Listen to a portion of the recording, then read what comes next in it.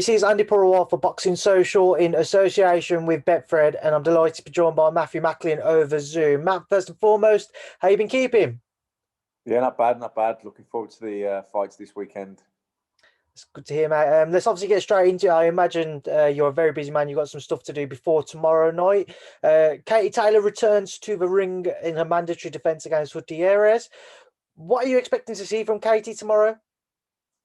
I think a boxing clinic, really, a clinical boxing performance. She's had, she's had a good run, hasn't she? She's had a tough run, hard fights, hard opponents, and this is going to be a difficult fight too.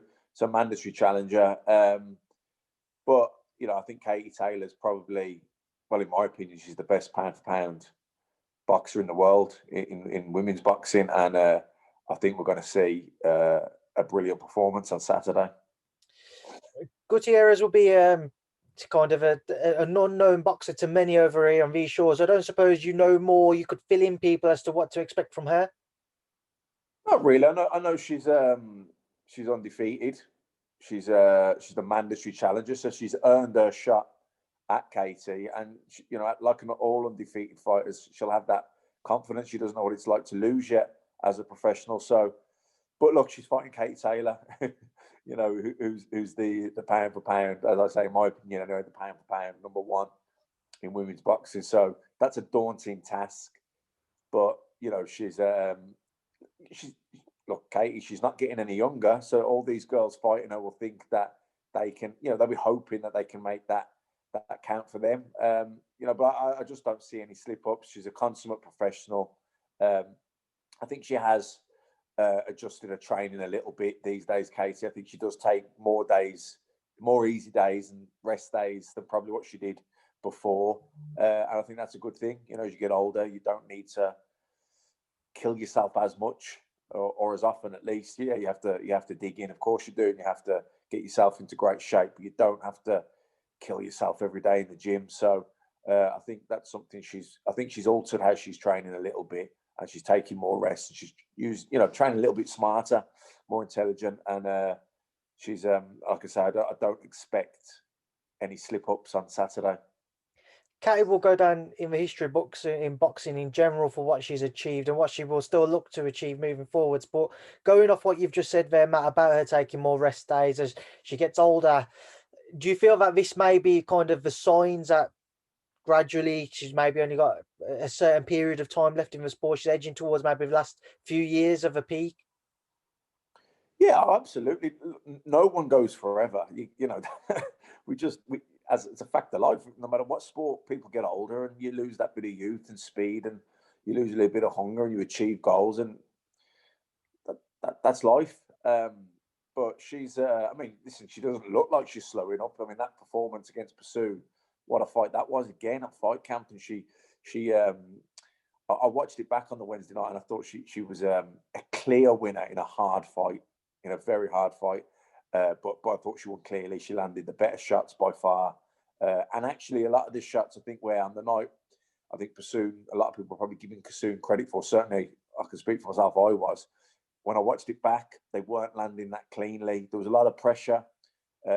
She did land some clean shots. Obviously, she snapped Katie's head back several times, but she wasn't landing as cleanly as often as I thought on the night. I thought she boxed Katie's head movement. She was doing, and this is a difficult thing to teach fighters or to even incorporate into her own style. She was brilliant at just slipping the shot, just letting it just slide over her, or just pulling out. She was riding with the shot. She was so from a distance, it could look like those shots were landing, but actually they weren't. I thought she boxed really well. She showed a lot of improvements and adjustments from the first fight with Pursuit, and I think she's getting better. I mean, it's a mad one. I don't know how long she's going to stay at the top, or how long she wants to stay at the top, but I think she's, like I said, what you lose in youth, you're gaining experience, and I think that's what's happened with Katie. She's she doesn't look like she's slowing up. Don't get me wrong, but I think she's getting more experience. She those little tricks, learning when to rest, when to go for it, how to clinch. She's just becoming a more and more well-rounded and complete fighter. We see Terry Harper return to the card as well against Katarina Fanders, her own mandatory challenger. What are you expecting in that one, Matt? Yeah, it'd be interesting. So I think, Terry Harper was a big favourite going in against Natasha Jonas. Obviously, Natasha Jonas, as we've seen, boxed out of her skin and proved everyone wrong. I think it was only her core team that believed she had that in her. She hadn't shown that she had that in her. There was nothing to suggest she was going to put on that performance, but credit to her, she really dug in, and not just dug in, but boxed brilliantly, stayed in the pocket tight, fought well on the inside. They gave her the draw, and I thought that Jonas did enough to win, but certainly a draw wasn't a robbery. It was a very close fight.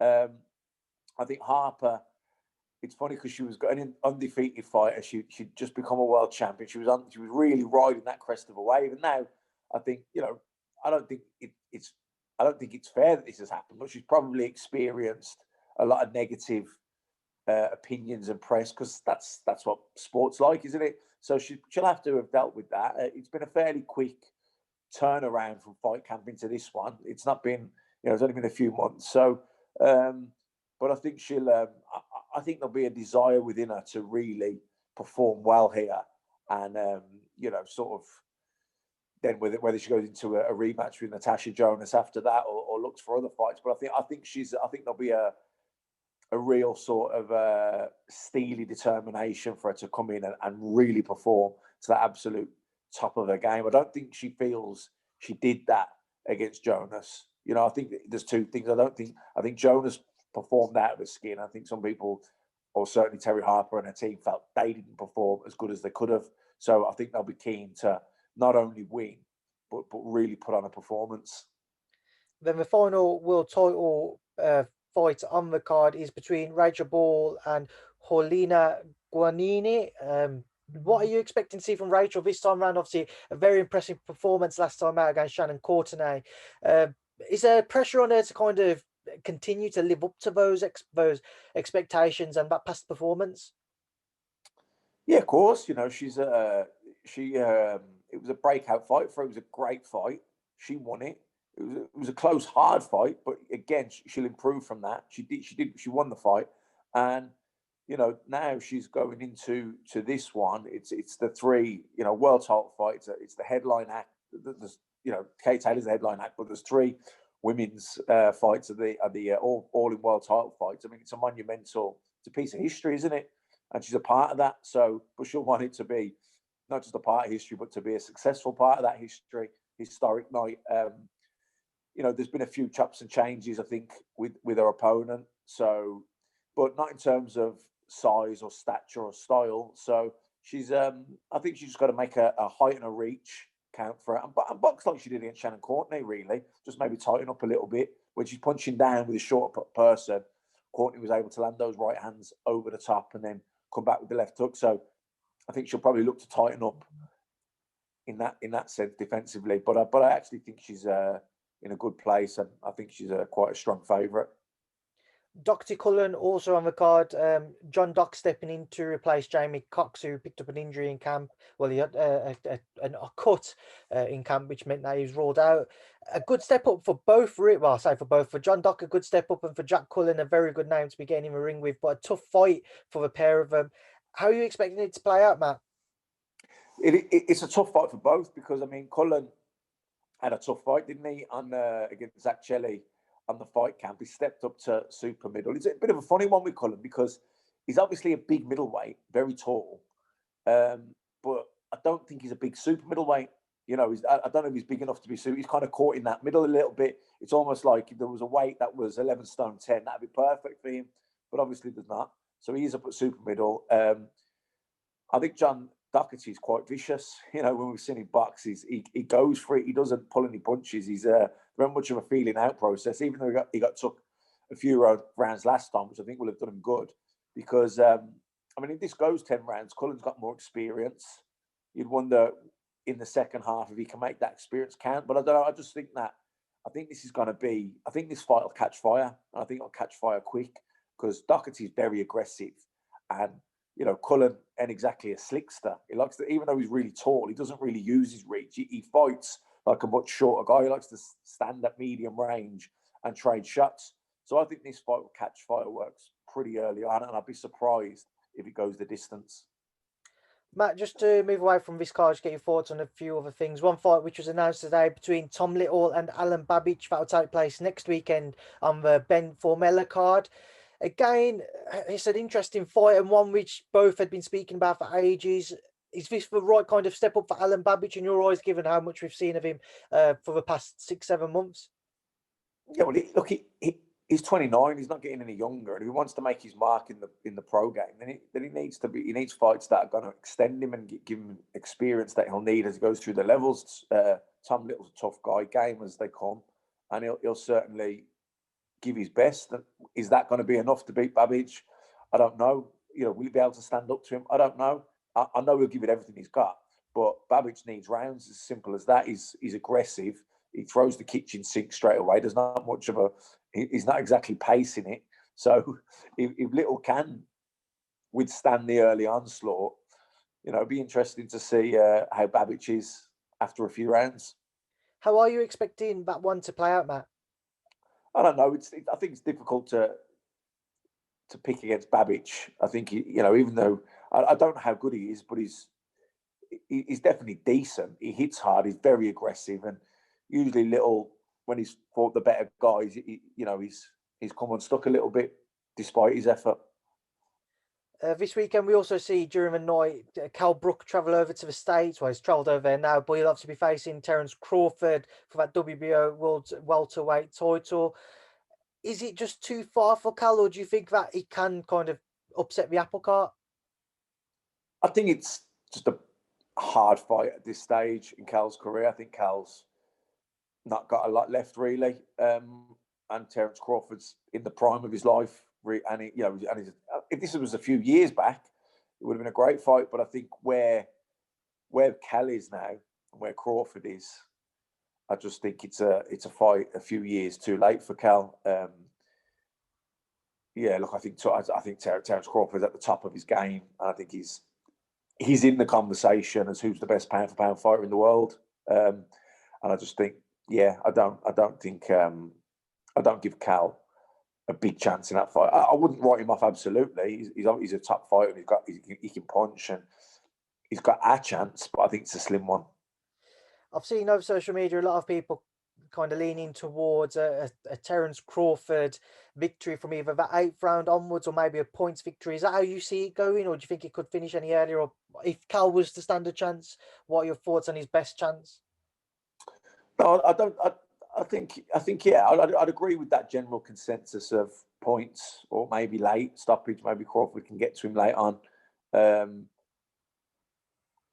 Could Cal win? Look, I don't see Cal outboxing Terence Crawford. So I think if he was to win, it'll be because he catches him with something big and hurts him and gets the job done that way. I don't see him outboxing Terence Crawford. Matt, this week we've had the introduction of a new weight category in the WBC rankings of Bridgerweight. What are your thoughts on it? It's just another belt, isn't it? Don't get me wrong. I'm not sure. I don't know, to be honest. If anything, I think the jump from like heavyweight from 12.7 to 14.4 is probably the big jump. Maybe I'd have brought the cruiserweight limit down a little bit. Look, just another weight, another belt. I don't know. It's just no. I kind of prefer the old traditional weights, really, and one champion and all that. Or certainly, if you're going to go back to 4, just at least cap it at 4. But these regular and interims and super and franchises, it's just getting out of hand. Final thing, I just want to get your thoughts on, Matt. We've seen a lot of rumours coming out that Canelo and Callum Smith could be squaring off on December 19th. Nothing official as of yet, but there's certainly been a lot kind of doing the rounds over social media. What are your thoughts if that one was to go ahead? Look, I think Callum Smith's one of the real dangerous fights out there for Canelo. He's a top fighter. He's massive for the weight. He can punch, big puncher. That's a real fight. Listen, Canelo's the top man in boxing, isn't he? You know, he's got that speed. He's the full package. It's a hard fight, but I think, you know, there's a couple of people that could potentially beat him. I think Callum Smith is one of them. I think Billy Joe Saunders is one of them because of his style. Does that mean I'd make them favourites? No, I wouldn't make them favourites, but I think they're in with a real shot. Matt, we'll leave it there now. I'll leave you to enjoy the rest of your day and, of course, get prepped for tomorrow evening. I appreciate you giving up some time as always. Look after yourself, and I'll catch up with you soon. Thank you for speaking to Boxing Social. Cheers, Andy.